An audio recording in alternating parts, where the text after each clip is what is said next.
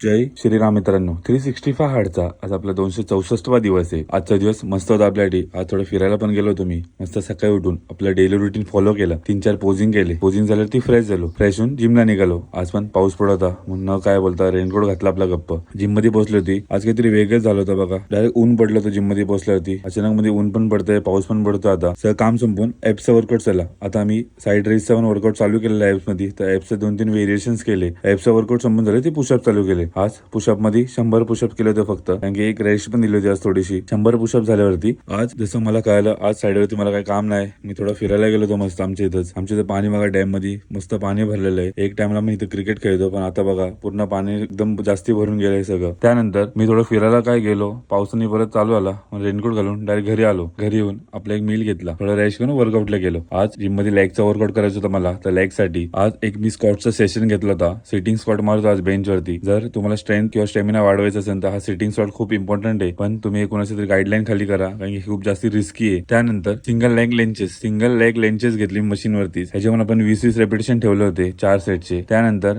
Leg leg कलचे मध्ये आपण 4 set घेतले होते 15-15 रेपिटेशनचे. त्यानंतर डंबेल वाईट स्क्वॉट, आपल्या सगळ्यात पर्सनल फेवरेट सेट आहे डंबेल वाईट स्क्वॉट. ह्याच्यावर आपण 4 सेट घेतले होते 15-15 रेपिटेशनचे. त्यानंतर सगळ्यात लास्ट सेट लेग एक्सटेन्शनचे आपण 4 सेट घेतले होते. ह्याच्यामध्ये वेट फुल हेवी ठेवलं होतं आणि रेपिटेशन थोडी कमी ठेवले होते, कॉन्सन्ट्रेट करून मारतो फुल. त्यानंतर स्टँडिंग काफ रेजचे म्हणून 4 सेट घेतले होते 20-20 रेपिटेशनचे. काफ बघा काय भारी बंप झाले होते. वर्कआउट संपवून डे एंड केला. जय श्रीराम.